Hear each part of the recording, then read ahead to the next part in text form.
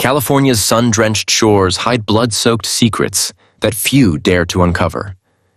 In 1892, a young woman named Kate Morgan checked into room 3327 at the Hotel del Coronado. By morning, her body lay crumpled on an exterior staircase, a bullet hole through her skull. The official record says suicide. The whispers say murder. But one thing is certain: Kate never left. For 130 years, guests have awakened to faucets running at full blast, televisions flipping channels by unseen hands, and ice-cold pockets of air that track them through corridors. Room 3327 remains the epicenter of unexplained phenomena that defy rational explanation. But Kate's restless spirit is merely the beginning. Across this golden state, from abandoned mining towns to glittering Hollywood landmarks, 15 hotels stand as gateways between our world and whatever waits beyond, places where the dead refuse to acknowledge their own passing. Tonight, we'll walk these haunted halls and meet the permanent residents who've terrorized guests for generations. You'll hear first-hand accounts from those who fled their rooms at 3 a.m., never to return. You'll see evidence captured by paranormal investigators that challenges everything we understand about death. You'll discover which famous Hollywood starlet still appears in mirrors, which Gold Rush bride wakes male guests with her desperate midnight whispers, and which hotel harbors an entity so malevolent that an entire floor stands empty. These aren't campfire stories or urban legends. These are documented cases of the unexplained, backed by eyewitness testimony, historical records, and chilling evidence. The 15 most haunted hotels in California await you. Some guests check in, but not everyone checks out. Haunted Hotel number 15, the Holbrook Hotel, Grass Valley. In 1862, as the Civil War raged across the eastern states, a different kind of history was being written in the gold-soaked hills of California. The Holbrook Hotel rose from the dusty streets of Grass Valley, a testament to the wealth flowing from the mines that honeycomb the Sierra foothills. For over 160 years, it has stood as a silent witness to the dreams, desperation, and deaths of those who passed through its doors. The oldest continuously operated saloon west of the Mississippi sits within these walls. Presidents Grant and Cleveland slept here. Mark Twain penned stories beneath its roof. And the notorious stagecoach robber Black Bart plotted his next heist from the comfort of what is now known as the Black Bart Room. But not everyone who checked into the Holbrook checked out. In the late 1800s, a gambler lost everything at the tables downstairs. Broke and disgraced, he retreated to his room, where he slit his own throat with a straight razor. Staff found him the next morning in a pool of blood, his life's essence soaked into the floorboards. The hotel's records never documented which room it happened in. Perhaps to spare future guests the knowledge that they might be sleeping where a man took his final, desperate breath. That gambler never left. His heavy boots paced the wooden floors at night, the rhythmic footfalls captured on audio recordings when no living person walked the halls. His presence is strongest in the Black Bart Room, where guests report feeling the bed depress as if someone is sitting on its edge, watching them sleep. But he's not alone. Room 9 harbors a different kind of spirit. A Victorian-era maid who continues her duties long after death. Guests wake to find their scattered belongings neatly arranged, their clothes meticulously folded and placed in drawers. One guest in 2016 reported, "I felt the bed depress, like someone was sitting on it. When I turned on the light, no one was there, but my clothes had been neatly arranged in the dresser." In January 2016, a couple in room 10 witnessed their toothbrushes fly across the room, propelled by an invisible force.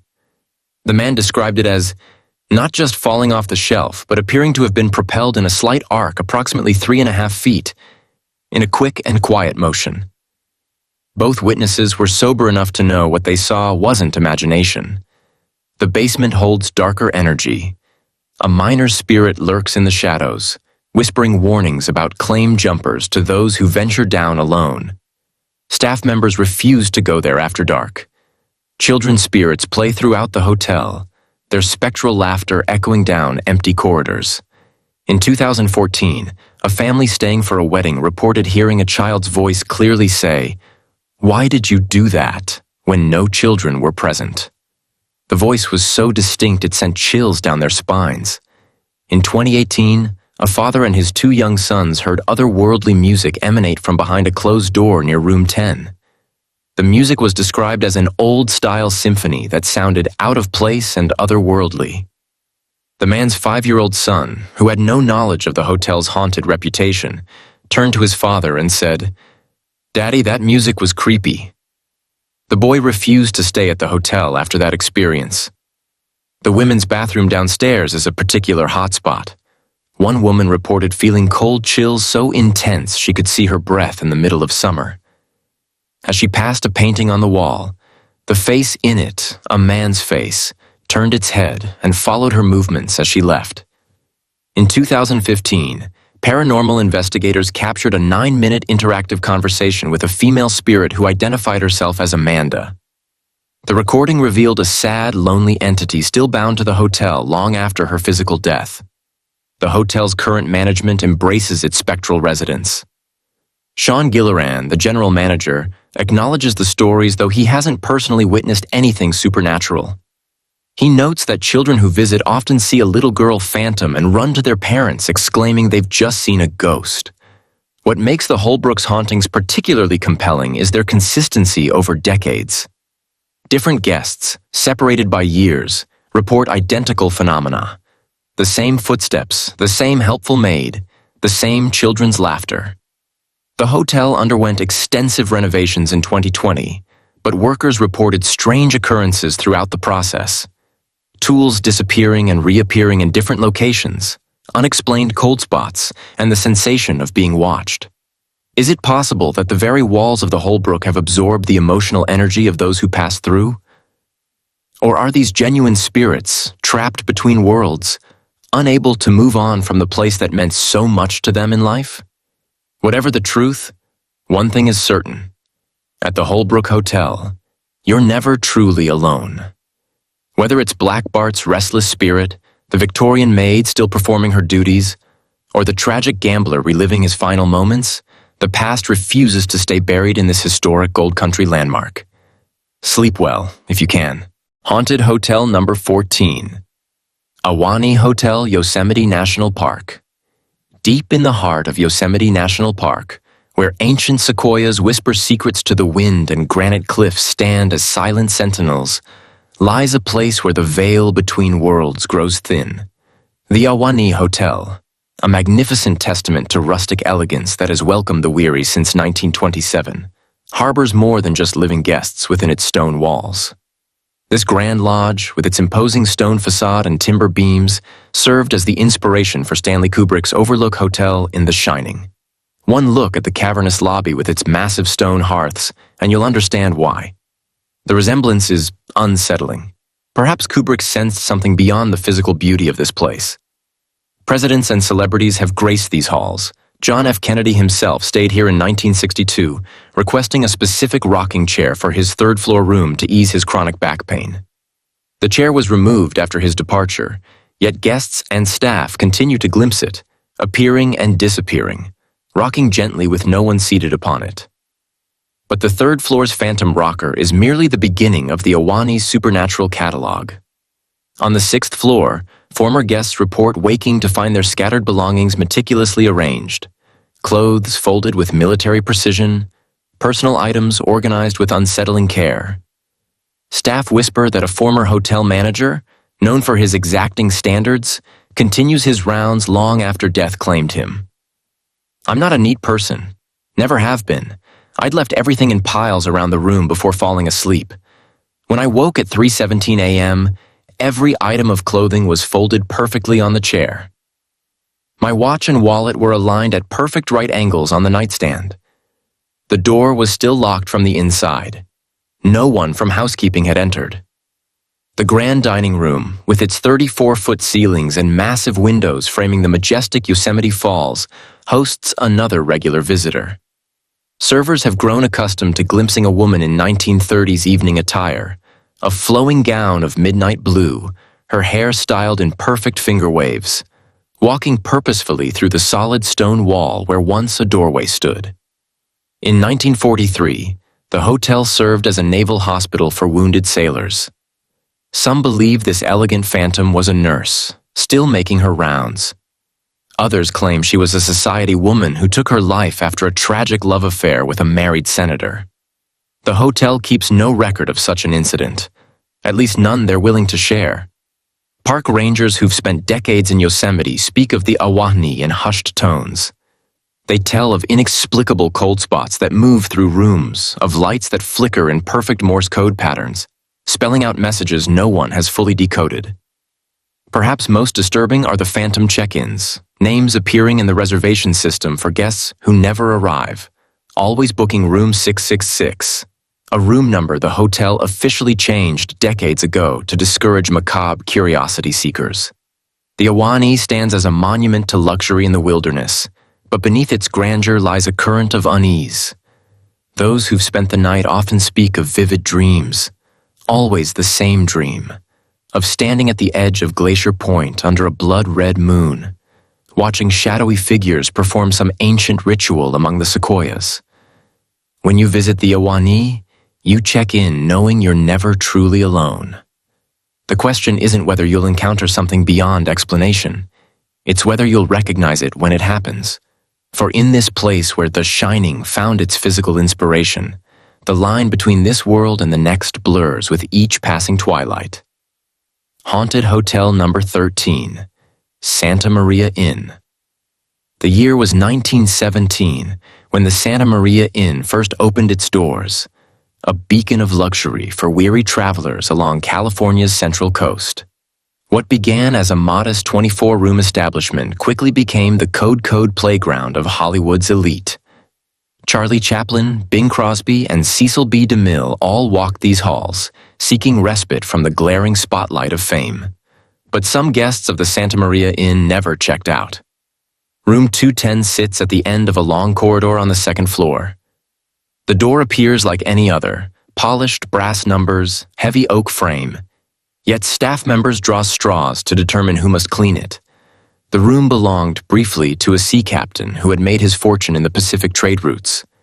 His name has been carefully excised from hotel records, but his presence remains. In 1938, the captain was found sprawled across the four-poster bed, his throat slashed from ear to ear, the blade of the razor still clutched in his right hand. The official ruling: suicide. But the hotel maids who discovered him whispered of the room being locked from the outside, of strange symbols carved into the bathroom mirror that vanished when police arrived. Today, guests in room 210 report the overwhelming scent of tobacco and sea salt at precisely 3:17 a.m. The bathroom faucets turn themselves on, always running at exactly the same pressure. Most disturbing are the wet footprints that appear on the bathroom floor, bare feet, too large to belong to most women, too small for most men, leading from the bathtub to the bed, and then nowhere. I woke to the sound of dripping, reported a businessman who stayed in room 210 in 2019. I thought the shower had been left running. When I got up to check, I stepped in water. There were footprints crossing the carpet, wet, like someone had just stepped out of the bath. I followed them to the bed, where they simply stopped. The room was empty. I was alone, but something was breathing beside me when I got back into bed. Just down the hall, room 221 harbors its own spectral resident. Rudolph Valentino, the smoldering silent film star whose death in 1926 caused mass hysteria among his female fans, frequented the Santa Maria Inn during his brief but incandescent career. Staff say his spirit returned to his favorite room, perhaps seeking the adoration that was cut short by his untimely death. I felt someone caress my face in the middle of the night, recounted a female guest who stayed in room 221 last October. When I opened my eyes, I saw a man in old-fashioned clothes standing at the foot of my bed. He was handsome, devastatingly so, with slicked back hair and eyes that seemed to burn even in the darkness. He vanished when I screamed, but the scent of his cologne lingered until morning. Hotel management has received dozens of similar reports from room 221, all from female guests, all describing the same figure, the same gentle caress, the same vanishing act when acknowledged. Several women have requested to extend their stays, specifically requesting room 221, refusing to elaborate on their reasons. But perhaps the most beloved and mischievous of the Santa Maria Inn's permanent residents is the spirit known simply as Peppy. First noticed in the 1950s, this playful entity makes its presence known primarily in the Old English Tap Room, a wood-paneled space that once hosted clandestine gatherings during Prohibition. At precisely 2 a.m., when the bar has closed and the cleaning staff begin their rounds, the grand piano in the corner of the room comes to life. The melodies are always from the 1920s, upbeat ragtime tunes that seem to dance through the empty room. Security cameras have captured the piano keys depressing in perfect sequence, playing songs no one has programmed into the now modernized instrument. "We've had the piano examined by technicians multiple times," admits the current manager, who requested anonymity. "They find nothing wrong with it. No mechanical explanation, no computer glitch, just Peppy doing what Peppy has always done." The morning cleaning staff have grown accustomed to finding tiny footprints crossing their freshly vacuumed carpets. Footprints too small to belong to an adult, yet with a stride length suggesting someone running with glee. Glasses behind the bar are rearranged into perfect geometric patterns. Bottles are occasionally found uncapped, a single shot's worth of liquor missing from each. In 2017, during renovations to expand the bar area, workers discovered a small chamber hidden behind a false wall. Inside was a child-sized chair, a collection of toy soldiers dating from the 1920s, and a faded photograph of a young boy in knickers and a cap. The name Peppy was scrawled on the back in faded ink. Hotel records show no child by that name ever registered as a guest. The night after the hidden room was sealed back into the wall, every bottle in the bar shattered simultaneously. Security footage shows them exploding outward, as if crushed by invisible hands. The piano played discordant notes all night, no melody, just chaos. Since then, management has placed a small toy soldier on top of the piano each night. Each morning, it's found in a different location in the room. "We've made our peace with our permanent guests," says a longtime bartender. "They were here before us. They'll be here after. The captain, Mr. Valentino, little Peppy, they're as much a part of this place as the walls themselves." As you drift off to sleep in the Santa Maria Inn, pay attention to the sounds in the darkness. The gentle caress on your cheek might be more than a dream. The footsteps in the hallway might not belong to another guest. And if you hear ragtime music at 2 a.m., know that Peppy is simply welcoming you to a hotel where checkout is optional, and some guests have been staying for a very, very long time. Haunted Hotel Number 12. Historic Carey House Hotel, Placerville. In the heart of California's gold country stands a 4-story testament to an era when fortunes were made and lost on the whims of luck and the glint of precious metal. The historic Carey House Hotel, known to locals as the Jewel of Placerville, has witnessed the transformation of a lawless mining camp once called Hangtown into a charming mountain community. Built in 1857, its stone foundation was laid by men whose names have been lost to history, but whose fingerprints remain pressed into the mortar. The Carey House has hosted the famous and infamous alike. Levi Strauss stayed here while selling canvas to miners before realizing the true gold was in crafting their durable pants. Mark Twain penned letters in its lobby. Even Elvis Presley sought refuge within these walls during his later years, reportedly drawn to the building's old soul. But it's the guests who never signed the checkout ledger that have cemented the Carey House's reputation as one of California's most haunted establishments. The grand staircase dominates the lobby, a sweeping wooden masterpiece that creaks with every footfall, as if the stairs themselves are conversing with those who ascend. It was on the landing between the first and second floors where Stan, a young clerk known for his charming smile and wandering hands, met his violent end in 1891. The story, preserved in yellowed newspaper clippings framed discreetly in the hotel's small museum, tells of Stan's fatal mistake, flirting with the wrong miner's wife. The jealous husband waited until Stan was carrying luggage upstairs, then plunged a mining pick into the young man's back. Stan tumbled down the stairs, leaving a trail of blood that hotel staff swear still reappears during particularly cold winter nights, no matter how many times the wood is refinished. Today, female guests and staff report feeling a distinct pinch on their posteriors while climbing those same stairs. Some turn, expecting to find a mischievous fellow traveler, only to discover empty air. The hotel's longtime housekeeper, Maria, refuses to use the staircase alone, claiming that on 3 separate occasions, she's felt hands push her from behind, catching herself just before falling. Stan never learned his lesson, she explains with a nervous laugh. Death didn't cure him of his wandering hands. But Stan isn't the only entity haunting the staircase. Stand on the 7th step from the bottom and you'll hear it.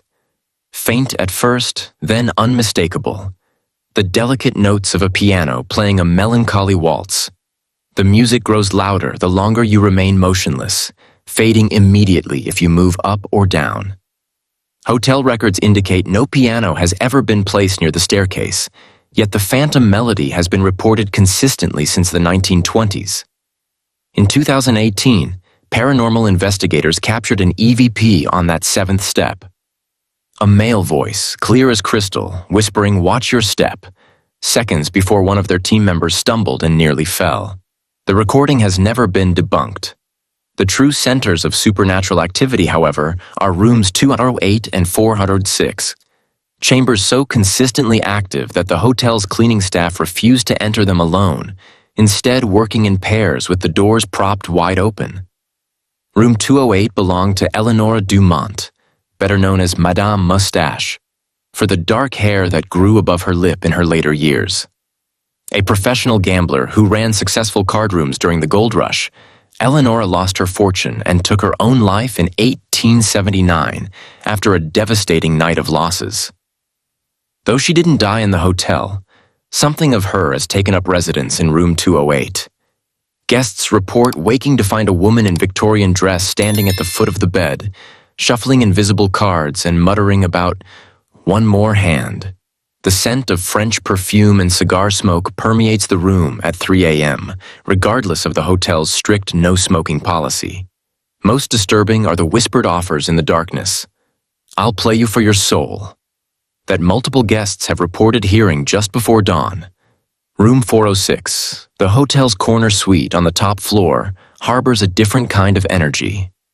Unlike the melancholy presence of Eleonora or the mischievous Stan, whatever dwells in 406 radiates malevolence. "We don't rent 406 to families with children," confides the current manager. Not since 1992, when a 5-year-old boy was found unconscious in the bathtub, the water running cold. When he came to, he said a shadow man had held him under. His parents found handprint bruises on his shoulders, adult-sized handprints. The room's television turns on by itself, always to static. Guests report waking to find their belongings stacked in perfect towers in the center of the room. One couple fled in the middle of the night after discovering their wedding rings, which they'd placed on the nightstand, had been arranged on the bathroom counter to spell out "leave." When the popular paranormal investigation show Portals to Hell filmed at the Carey House, host Jack Osborne, son of rock legend Ozzy Osbourne and no stranger to the supernatural, declared it one of the most active locations they'd ever filmed. The episode never aired in its entirety. Rumor has it that much of the footage from room 406 was deemed too disturbing for television. The hotel manager, who requested anonymity, keeps a logbook of unexplained occurrences. Its pages detail over 600 incidents in the past decade alone. Everything from objects moving on their own to guests checking out in the middle of the night, forfeiting room deposits rather than spending another minute within these walls. "We don't advertise the hauntings," the manager explains, "but we don't deny them either. This building has stood for over 160 years. It's absorbed the energy of thousands of lives, their joy, their sorrow, their darkest moments. Some of that energy never left." As you walk the halls of the historic Carey House Hotel, pay attention to the cold spots that seem to follow you. Listen for the phantom piano on the 7th step. And if you're brave enough to book room 208 or 406, perhaps leave a deck of cards on the nightstand, an offering to Eleonora, and keep the lights on. Just don't be surprised if you feel a pinch on the stairs. Stan is still on duty, and old habits die hard, even when the clerk himself didn't. Haunted Hotel Number 11, Delta King Riverboat, Sacramento.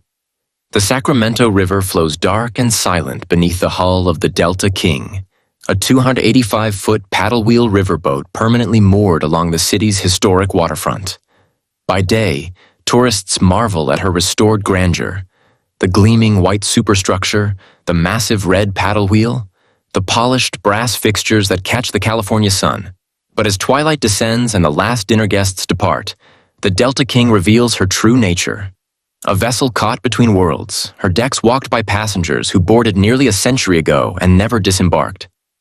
Launched in 1927, the Delta King and her sister ship, the Delta Queen, were the most luxurious riverboats of their era, ferrying passengers between Sacramento and San Francisco in opulent style. When World War II erupted, the military commandeered the Delta King, transforming her elegant staterooms into a floating hospital for wounded soldiers. The walls that once echoed with jazz and laughter absorbed the moans of dying men, their blood seeping into the wooden decks despite the nurses' best efforts to scrub it away. The wheelhouse sits 5 stories above the water, offering commanding views of the river and city. It's here that Captain Arthur Chiles is most frequently encountered, his translucent form bent over navigational charts that haven't been updated since 1942. Night security guards report the wheel spinning on its own, the brass handles turning counterclockwise as if navigating invisible currents. The captain's pipe tobacco, a distinctive blend of cherry and vanilla, wafts through the enclosed space, even though smoking has been prohibited for decades. "He doesn't acknowledge you," explains Marcus, a security guard who has worked the overnight shift for 11 years. "Not directly, but if you speak to him, 'Good evening, Captain.' The wheel stops turning. It's like he's pausing to listen. Then the temperature drops 20 degrees in seconds. My breath clouds in front of my face, even in summer. The captain's presence isn't confined to the wheelhouse. The riverboat's small theater, once used for vaudeville performances and now hosting murder mystery dinners, has a balcony seat that remains perpetually empty. Staff have learned not to sell ticket B17, though it appears available in their system. Guests who unknowingly sit there report feeling suddenly breathless, as if strong hands are crushing their windpipe. Photographs taken during performances often capture a tall figure in that seat, dressed in a white naval uniform, his captain's hat tilted at a precise angle. Each morning, as dawn breaks over the Sacramento skyline, the dew-dampened deck reveals a night's worth of ghostly activity.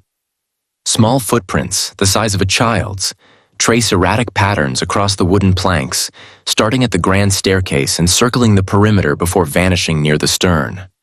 Hotel staff have followed these footprints countless times, only to find them end abruptly, as if their creator simply evaporated. Guests with children report their little ones conversing with an invisible playmate. Always a girl named Emma with dirty yellow hair and a wet dress. According to ship records, Emma Childs, the captain's 7-year-old daughter, fell overboard during a storm in 1932. Her body was recovered 3 days later, tangled in the paddle wheel. The captain never forgave himself for her death. "My son woke me at 3 a.m., recounted a mother who stayed in a family suite last April. He was excited because his new friend Emma wanted to show him where the river took her. I found him trying to climb over the railing. When I grabbed him, he screamed that Emma was already in the water, waiting for him to jump." The hotel no longer assigns families with young children to rooms facing the stern.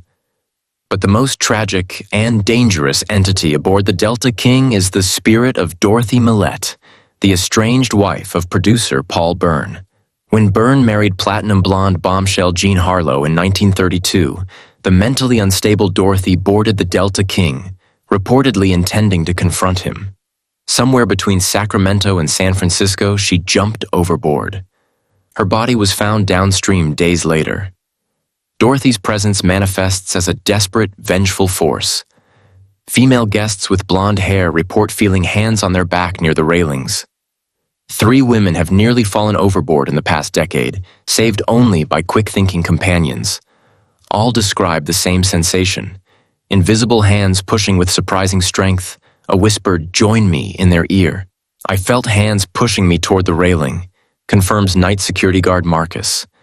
"When I turned around, no one was there, but I felt a cold spot move past me. The air smelled like wet wool and perfume, this old-fashioned, heavy floral scent. The next morning, We found a woman's glove from the 1930s on the deck where I'd been standing. It wasn't there during my rounds an hour earlier. The Delta King's current manager maintains a leather-bound logbook of supernatural encounters, continuing a tradition started in the 1950s when the riverboat was first converted to a hotel. The book contains over 3,000 entries, some just a few words. Footsteps outside cabin 17, 2:43 a.m. No passengers in hallway. Others detailed accounts covering multiple pages. One of the most disturbing entries comes from a psychic who stayed aboard in 1987. She wrote only, "They don't know they're dead. The captain believes he's still navigating. The child thinks she's playing hide and seek. The woman believes she can still save her marriage. None of them realize they've been here for decades, trapped in their final moments, reliving their deaths night after night after night. The hotel has brought in numerous paranormal investigation teams over the years. None have left disappointed or unaffected. Equipment malfunctions are common. Batteries drain in minutes. Recording devices capture hours of static interrupted by children's laughter and the distant sound of a paddle wheel churning through water. We've made peace with our permanent guests," the manager explains, straightening a photograph of the Delta King in her glory days. "This boat has a soul. It has memories. Sometimes those memories walk the decks at night. As darkness falls over Sacramento and the Delta King's lights reflect in the black water below, listen carefully. The rhythmic creaking you hear might not be the natural movement of an old wooden vessel against its moorings. It might be the sound of a paddle wheel turning, powered by spectral hands, as Captain Childs attempts one more journey upriver, forever seeking to change the past and save his daughter from the current's cold embrace." Haunted Hotel Number 10, 1859, Historic National Hotel, Jamestown.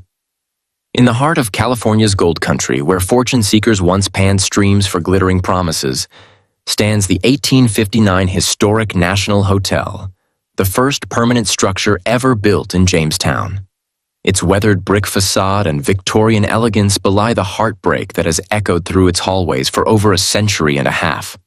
The National Hotel has witnessed the evolution of a mining camp into a proper town, survived fires that devoured neighboring buildings, and weathered economic booms and busts. But it's not the gold that draws visitors today. It's the chance to encounter Florence, or Flo, as the staff affectionately call her, the hotel's eternal bride.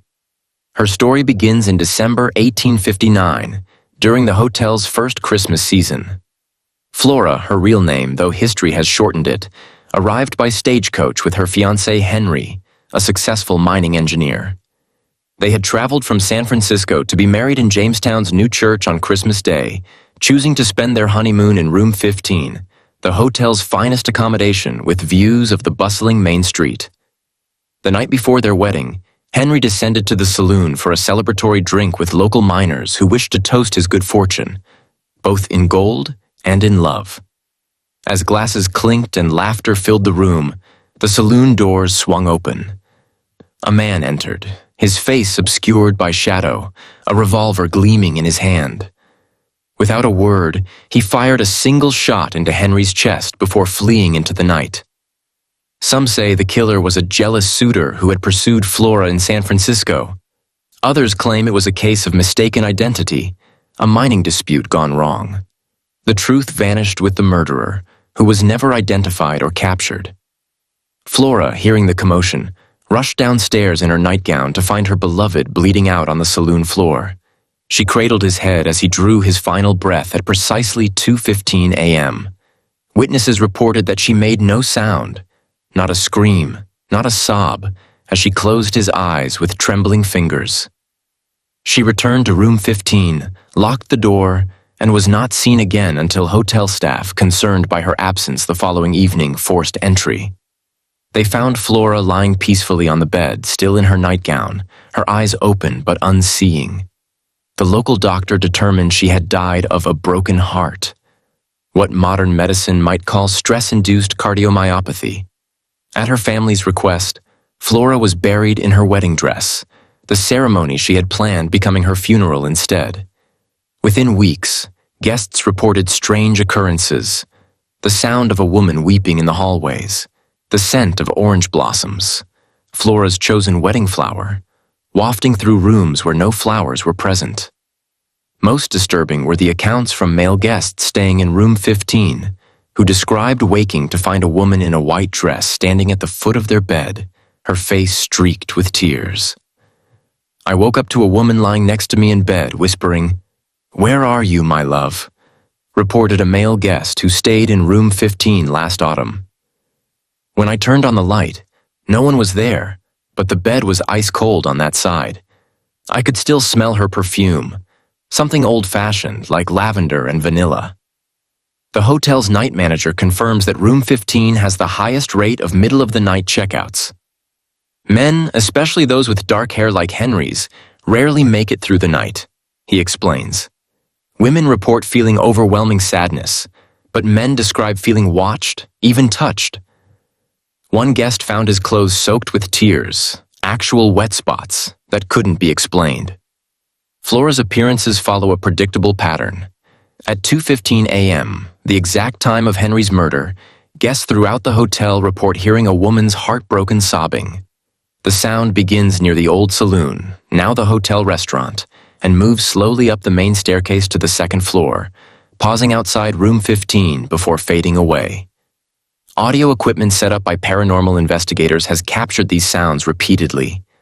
A young woman's voice, barely audible at first, building to gut-wrenching sobs that suddenly stop, replaced by a whispered, "Henry, where are you? It's our wedding day." The hotel's period furniture seems to attract Flora's attention. Antique chairs throughout the building are often found rearranged in the morning, positioned to face windows or doorways as if someone has been sitting vigil.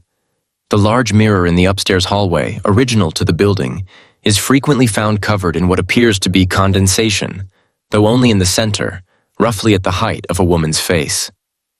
"It's as if she's been crying in front of it," explains the hotel's longtime housekeeper. "You can sometimes make out the outline of a face in the moisture. I've worked here 27 years, and I still can't clean that mirror without feeling like someone's standing behind me." Most chilling are the occasional sightings of Flora in her wedding dress, which staff and guests report with remarkable consistency. She appears most often in the early morning hours, gliding down the hallway toward room 15, her dress trailing behind her, her dark hair arranged in an elaborate style popular in the 1850s. Those who have seen her face describe eyes filled with such profound sorrow that witnesses often find themselves weeping without understanding why. The current owners have embraced Flora's presence, even leaving a bouquet of orange blossoms in room 15 on the anniversary of what would have been her wedding day. "She's not malevolent," insists the manager, "just heartbroken and confused. She's been waiting for Henry for over 160 years, still believing it's the day before her wedding." For those brave enough to stay in room 15, the hotel offers simple advice. If you wake to find a young woman in white at the foot of your bed or beside you, simply say, "I'm not Henry, but he loved you very much." Guests who have done so report that the apparition dissolves into mist, leaving behind only the lingering scent of orange blossoms and a profound sense of peace. As you walk the creaking hallways of the 1859 historic National Hotel, listen for the sound of weeping at 2:15 a.m. It's just Flora, still searching for her Henry, still waiting for a wedding day that never came. Haunted Hotel Number 9, Union Hotel, Benicia. In the sleepy waterfront town of Benicia, where California's early history breathes through preserved Victorian architecture, the Union Hotel stands as a somber sentinel to tragedy. Built in 1882, when Benicia was still recovering from losing its status as the state capital, this three-story brick building with its distinctive bay windows has witnessed generations of travelers come and go, though some never truly departed. The most persistent resident is a young woman known only as Elizabeth, though no historical records confirm this was her actual name. In the spring of 1891, she took a room on the third floor, paying for 2 weeks in advance. She was waiting, she told the clerk, for her fiancé to arrive from San Francisco. They would be married in Benicia, then travel east to begin their new life. For 7 days, she appeared each morning in the hotel's dining room dressed impeccably, her hair arranged in elaborate coils. She would take breakfast alone, then spend hours at her window, watching the ferry dock for any sign of her beloved. As the days passed, her hopeful expression gradually hardened into concern, then despair. On the 8th day, a letter arrived. The contents were never made public, but the hotel maid reported finding Elizabeth sobbing uncontrollably, the paper clutched to her chest. That evening, she ordered a bottle of whiskey sent to her room, her first alcoholic request during her stay. The next morning, when she failed to appear for breakfast, the concerned proprietor used his master key. He found Elizabeth hanging from the ceiling beam, a length of rope around her neck, a chair kicked over beneath her feet. Pinned to her dress was the letter, now known to have been from her fiancé, confessing he had married another and would not be coming to Benicia. The hotel hushed up the suicide, burying Elizabeth in an unmarked grave to avoid scandal. But within weeks, guests began reporting strange phenomena. The sound of pacing footsteps in the hallway outside her former room, muffled sobbing behind the walls, and most disturbing, the sight of a woman's face at the third-floor window, her features contorted in anguish, visible from the street below even when the room stood empty. "I heard a woman crying and talking to herself all night," reported a recent guest. "When I complained to the front desk, they told me the room next to mine had been vacant for weeks." Male guests, particularly those with dark hair and beards similar to descriptions of Elizabeth's faithless fiancé, report waking to the sensation of cold fingers caressing their face. Some have felt the mattress depressed beside them as if someone has sat on the edge of their bed. The bravest have opened their eyes to find a young woman in a high-necked white nightgown staring down at them, her eyes swollen from weeping, her neck bearing the unmistakable bruise of a rope. "She touched my face," one male guest wrote in the hotel's comment book. "Her fingers were ice-cold, but gentle. She whispered James, and when I said that wasn't my name, she began to sob. The sound was inhuman, like all the sorrow in the world compressed into one voice." The hotel staff have grown accustomed to Elizabeth's presence. They report finding hairbrushes moved in vacant rooms, indentations on freshly made beds, and occasionally the scent of lavender perfume, Elizabeth's signature fragrance, wafting through hallways. Mirrors in her former room frequently cloud over with condensation, revealing what appear to be finger-written messages when the mist clears. "He promised," and "still waiting" are the most common. Most compelling is the photograph taken by a skeptical paranormal investigator in 2017. Using a thermal camera aimed at the hotel from across the street, he captured the distinct heat signature of a human face pressed against the third-floor window, in a room that had been vacant for renovation for 3 months. When enhanced, the image shows a woman's face, her mouth open in what appears to be a silent scream. The current hotel owners have embraced Elizabeth's story, even naming their cocktail lounge Elizabeth's Vigil. They keep fresh flowers in her former room and report that disturbances are less frequent when this gesture is maintained. "She's not malevolent," explains the night manager, "just heartbroken, still waiting for a man who will never come, still looking out that window after more than a century. Some nights when the fairy horn sounds in the distance, we hear her running down the hallway, her footsteps quick with hope. Then silence, followed by weeping. Always the weeping. If you stay at the Union Hotel, request a room on the 2nd floor. Elizabeth rarely ventures below the 3rd. But if you find yourself walking past the building at dusk, glance up at the 3rd-floor corner window. You might glimpse Elizabeth's pale face pressed against the glass, still watching the harbor, still waiting for her love to return and release her from her eternal vigil. Haunted Hotel Number 8. Amargosa Opera House and Hotel, Death Valley. In the desolate expanse of Death Valley Junction, where the Mojave Desert stretches endlessly under a merciless sun, stands the Amargosa Opera House and Hotel, a white adobe structure that seems to shimmer like a mirage against the barren landscape. Built in 1923 as part of a borax mining company town, it now stands in splendid isolation, the last remaining building of a community long abandoned to the desert winds. What makes this remote outpost truly remarkable isn't just its unlikely survival in one of Earth's most inhospitable environments. It's the entities, that have chosen to remain here long after death. The hotel's most frequent spectral visitor is a young boy around 7 years old, believed to be the spirit of a child who drowned in one of the hotel's clawfoot bathtubs in the 1940s. Guests report hearing the patter of small feet racing down the hallway, followed by childish giggles that echo and fade. Room doors open and close on their own, and small toys left in rooms are often found arranged in careful patterns by morning. "I had no idea about any ghost cat," reported a self-described skeptical guest. "But I woke up to something jumping on my bed. When I turned on the light, I saw a cat-shaped impression in the blanket, but no animal." Hotel records confirm that the proprietress in the 1930s kept a beloved white cat that was poisoned by a disgruntled employee. Dozens of guests have reported similar encounters. The sensation of a cat jumping onto their bed, the feeling of it needing the blankets, even the sound of purring. Yet no physical cat is present. One room remains perpetually unrented, its door kept locked. Staff speak of it in hushed tones, referring to it only as the dark room.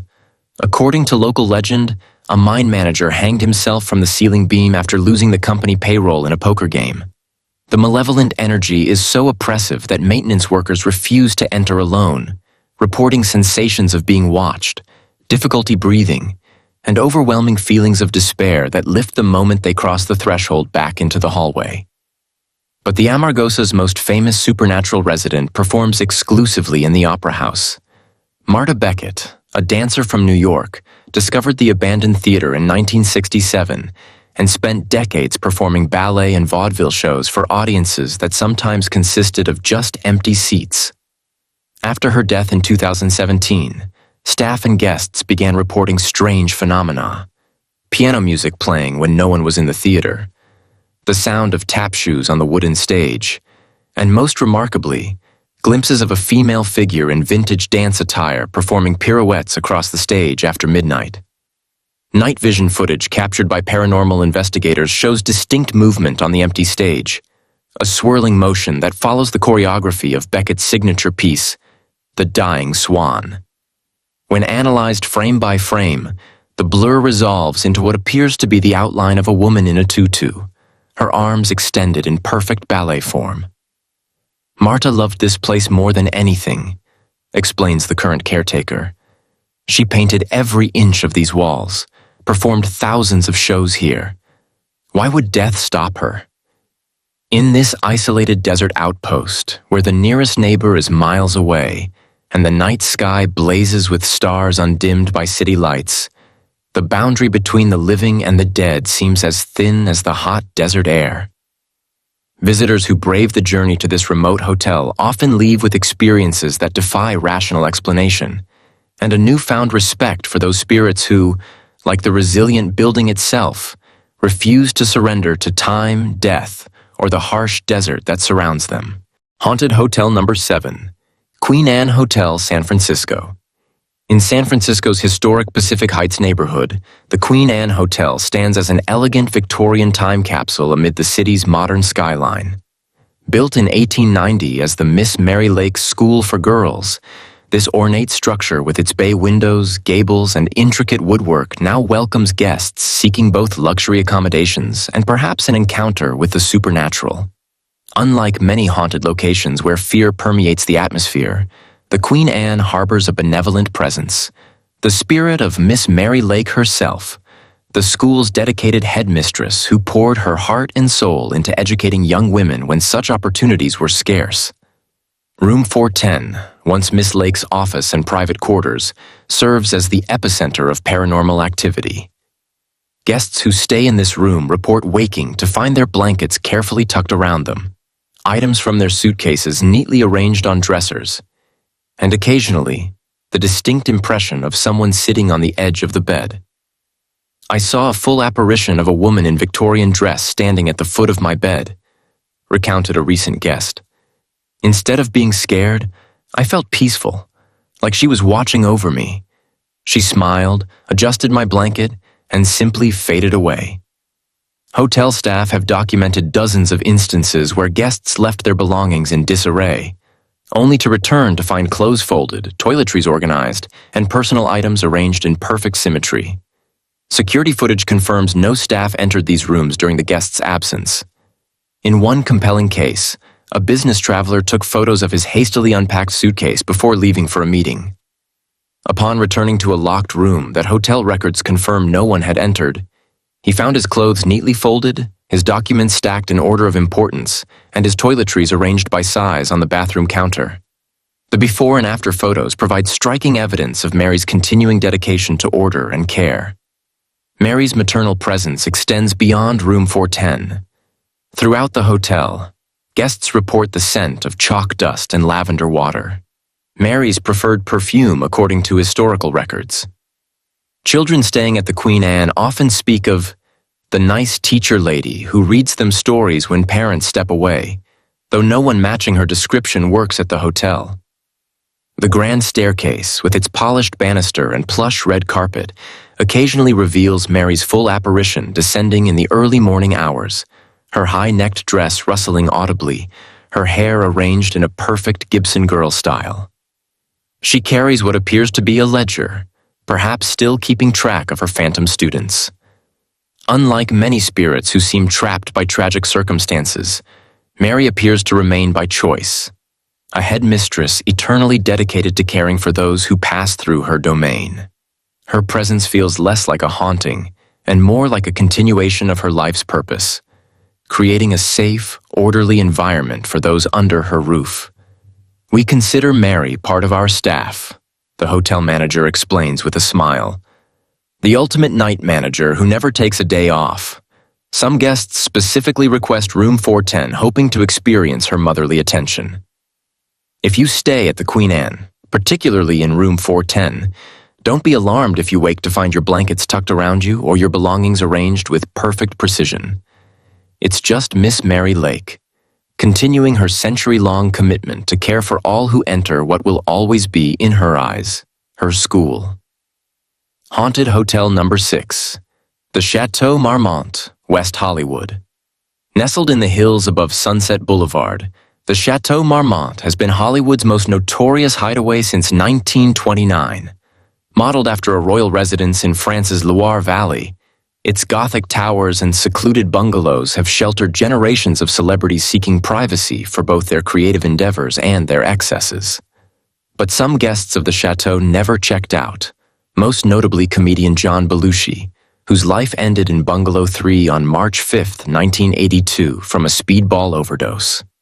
His larger-than-life personality seems to have left an equally outsized imprint on the physical space. Guests staying in Bungalow 3 report strange phenomena that defy explanation.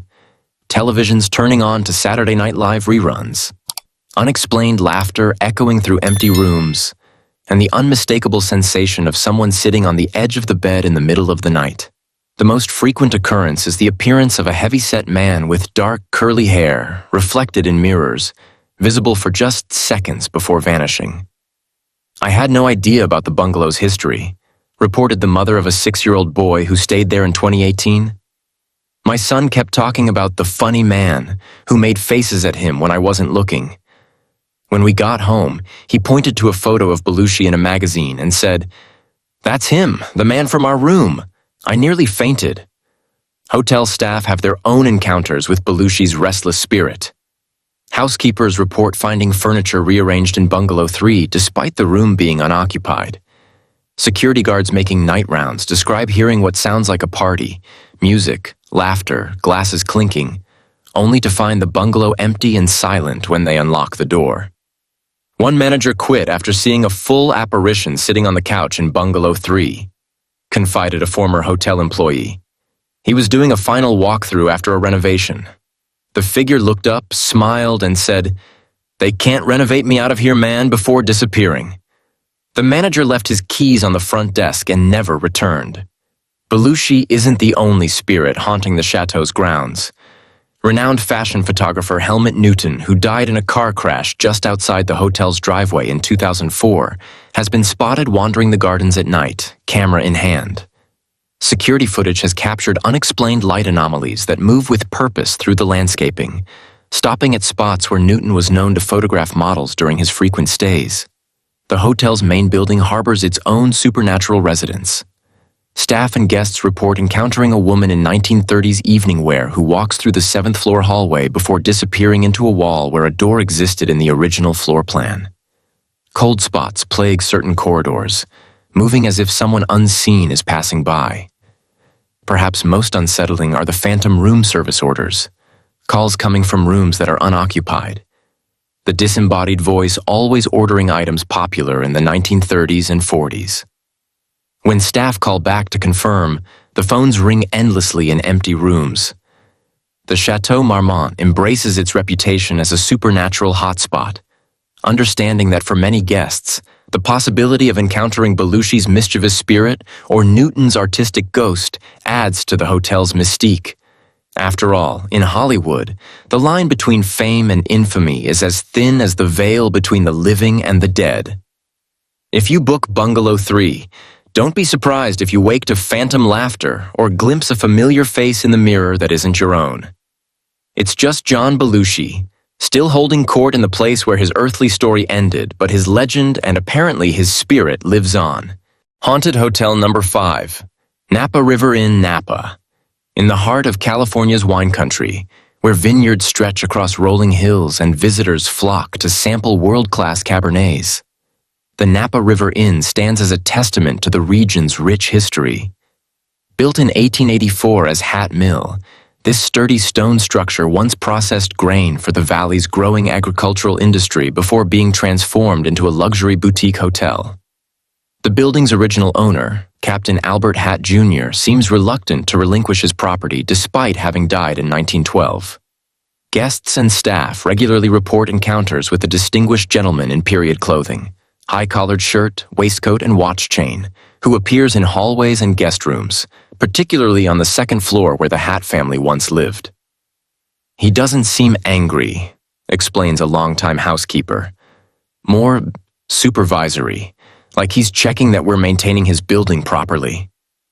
Security cameras have captured inexplicable phenomena throughout the property. Doors opening and closing without human intervention, objects sliding across tables, and most remarkably, a heavy antique chair moving 6 feet across a room when no one was present. The most active spirit, however, is a woman in white who haunts the 2nd floor. Historical records indicate that a young woman committed suicide in one of the rooms in 1897 after being abandoned by her lover.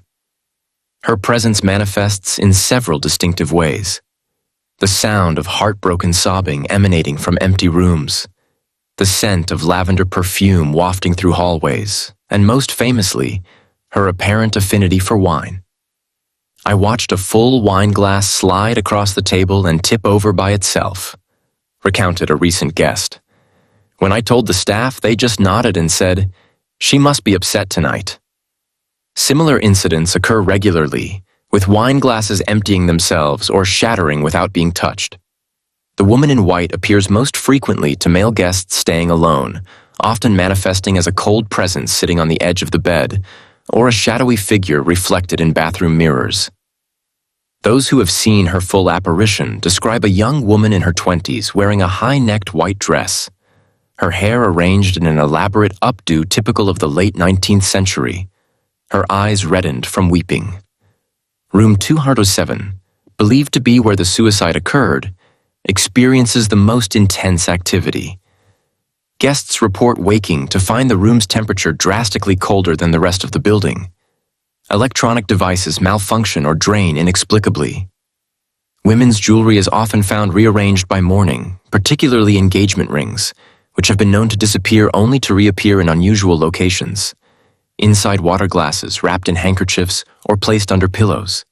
The hotel staff have grown accustomed to these supernatural residents, even developing protocols for addressing them.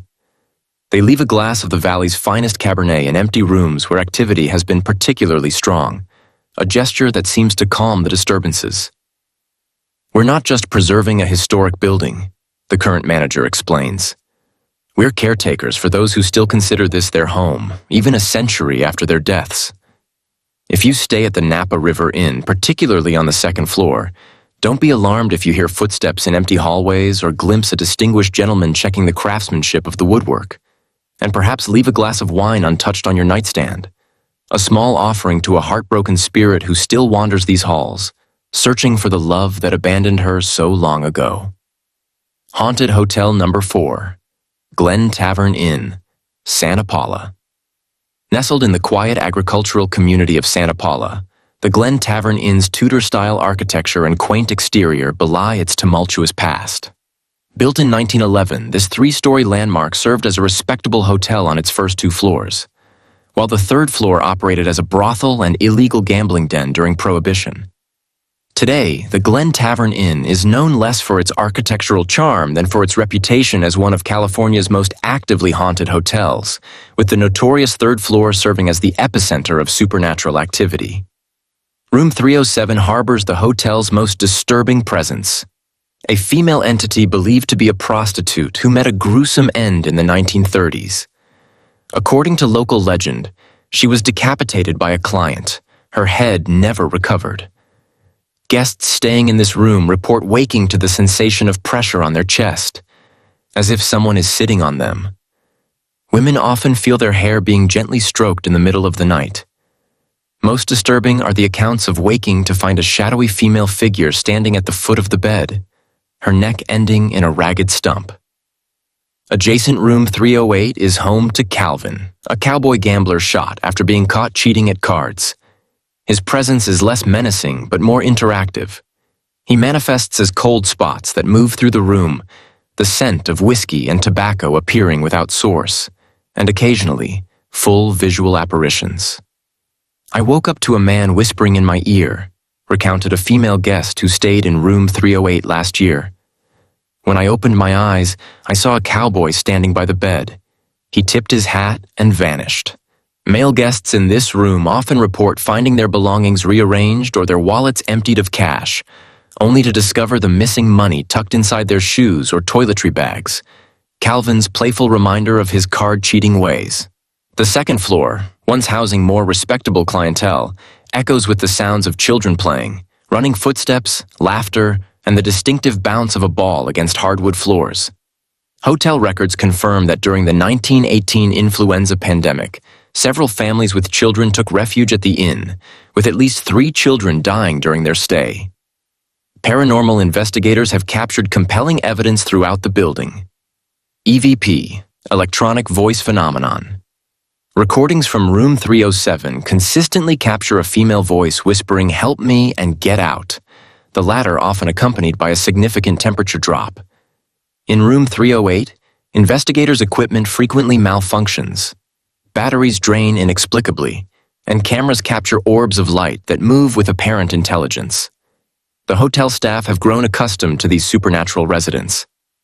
The night manager keeps a log of unusual occurrences which now fills several volumes. Entries include everything from guests fleeing their rooms in the middle of the night to maintenance workers finding tools moved or arranged in patterns when no one else was present. "We don't hide our haunted history," explains the current owner. For many guests, the possibility of encountering Calvin or hearing those phantom children is part of the appeal.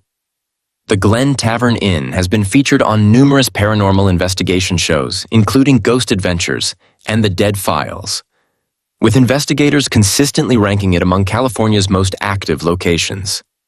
Perhaps most telling is the hotel's own policy.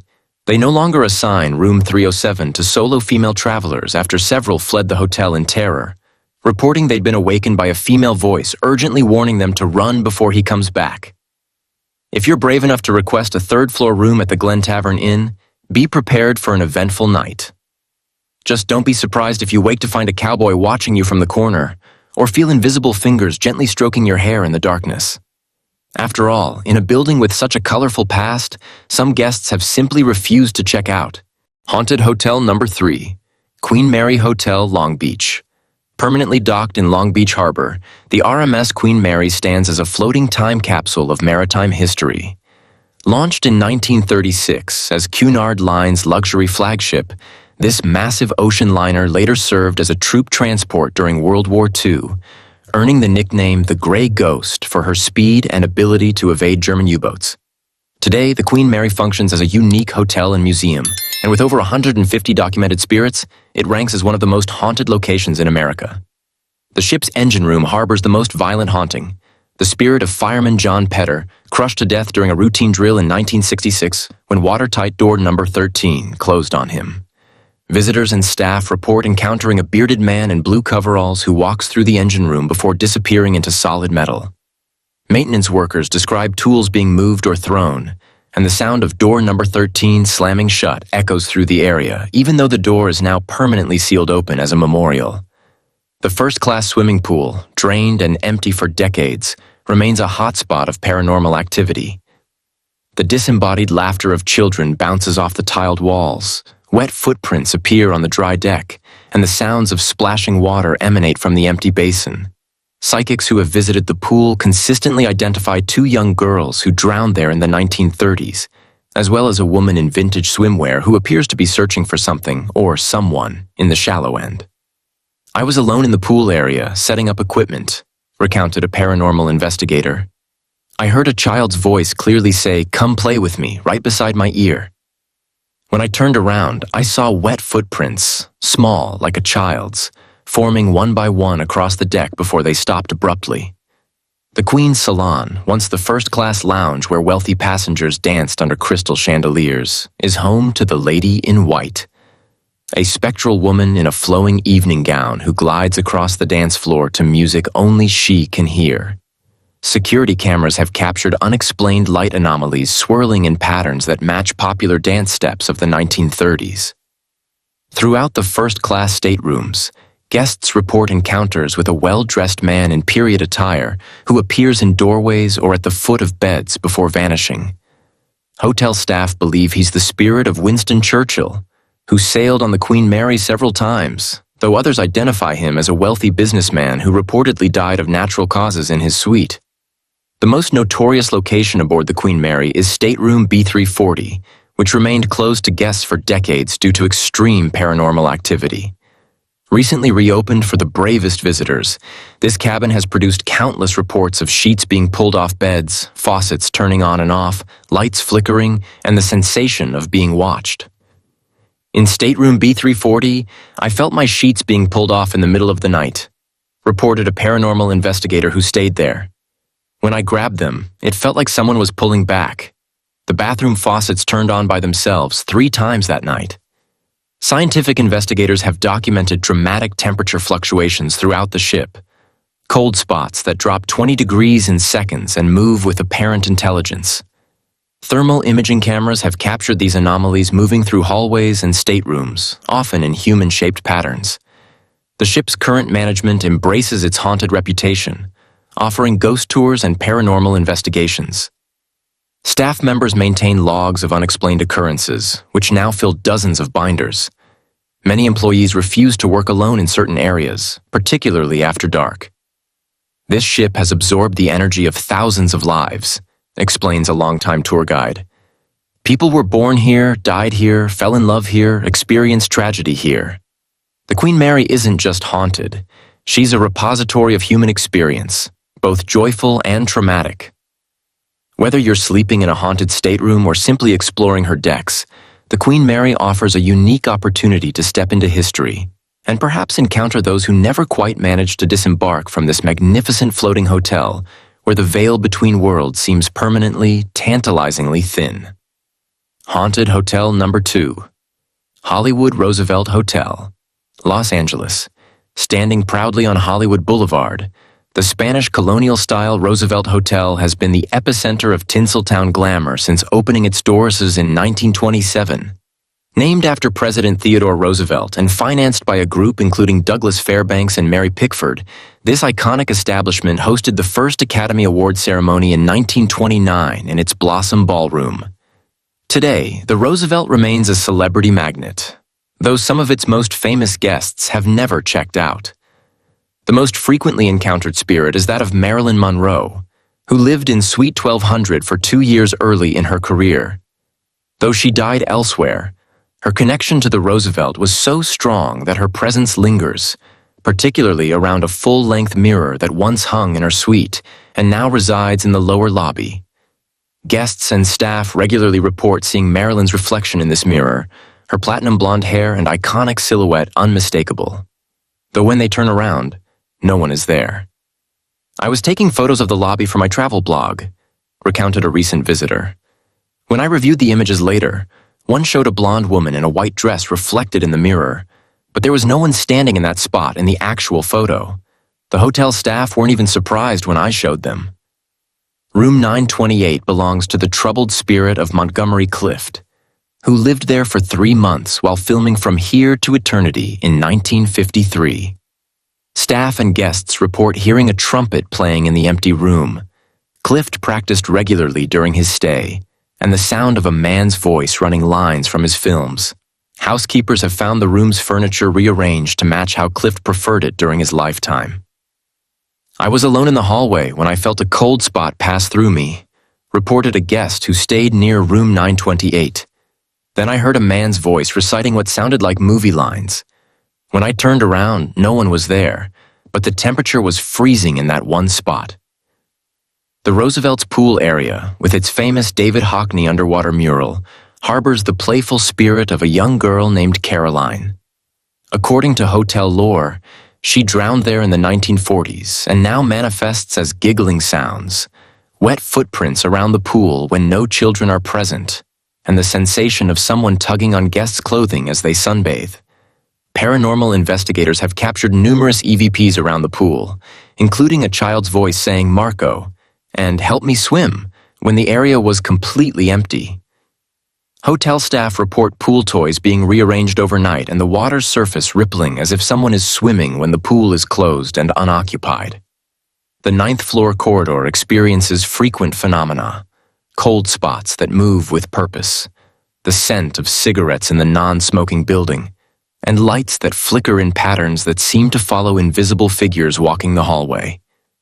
Security cameras have captured doors opening and closing with no one present, and elevators stopping at the 9th floor when no button has been pressed.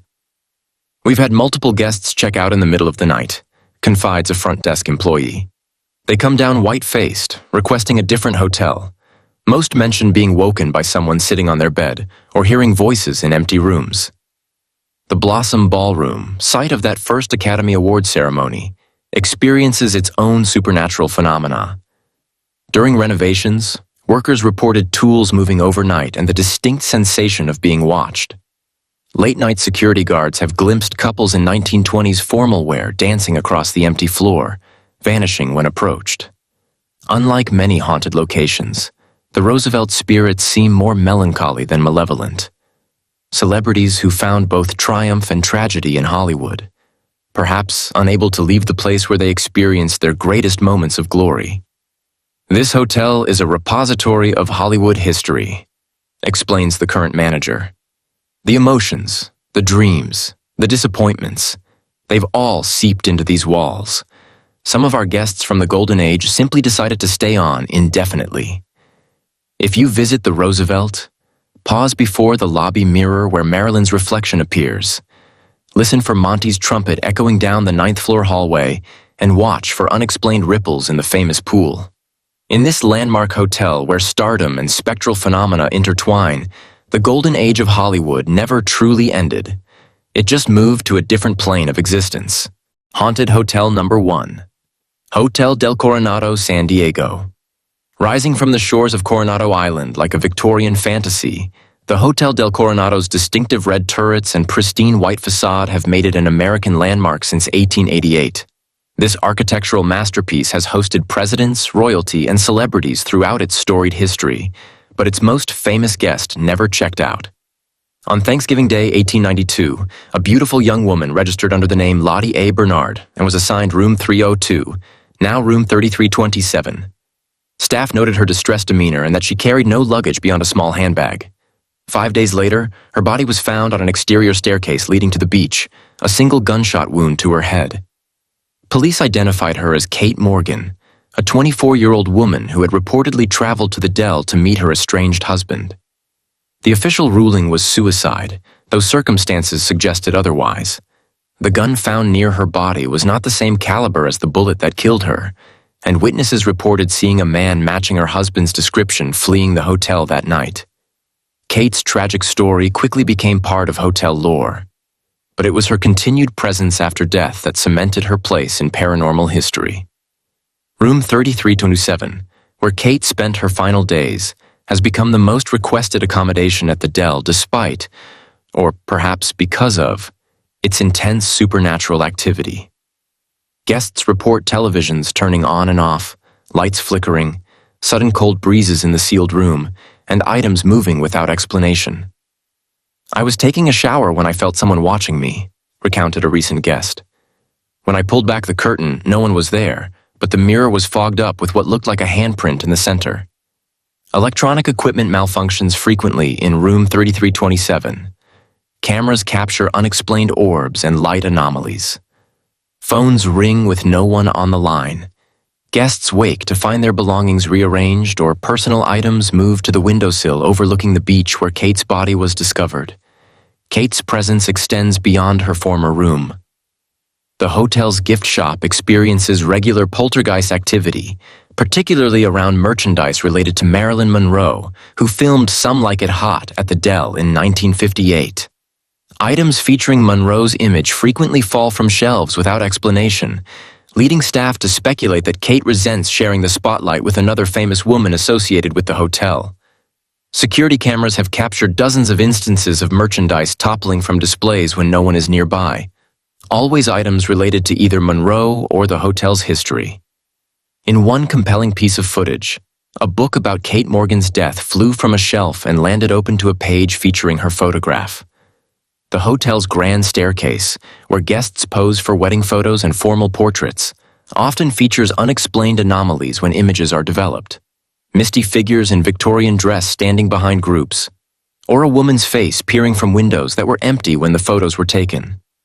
Housekeeping staff report finding Kate's room in disarray even when unoccupied, bedding rumpled as if someone had lain on it, towels used and left damp, indentations on pillows.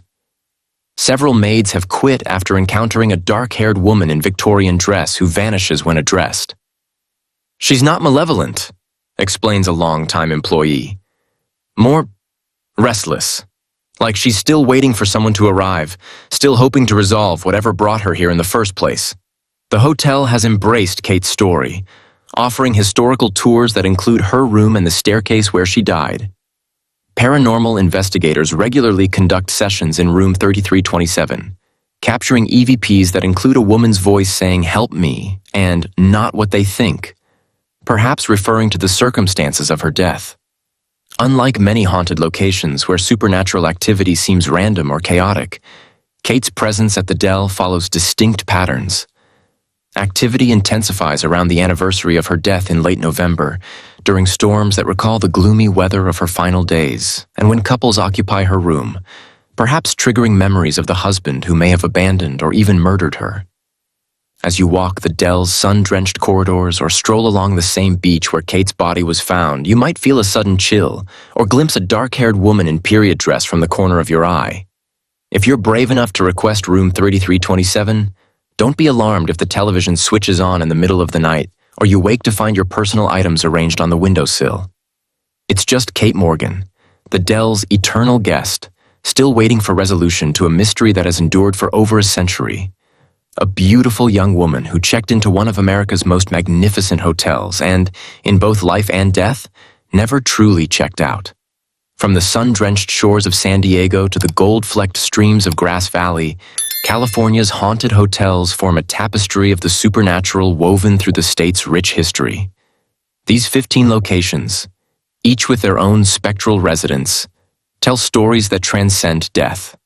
Tales of love, loss, murder, and unfinished business that echo through time. What's striking is how many of these spirits seem inextricably tied to the locations of their deaths, unable or unwilling to move on from the places that defined their final moments. The murdered sea captain at the Santa Maria Inn still patrols his domain. The heartbroken Flora at the National Hotel in Jamestown continues her eternal vigil for a fiancé who will never arrive. Kate Morgan still waits at the Hotel del Coronado, perhaps seeking justice for a death ruled suicide but shrouded in mystery. Some spirits seem trapped in loops of their own making. The headmistress Mary Lake at the Queen Anne Hotel continues her earthly duties, tucking in guests and organizing their belongings as she once cared for her students.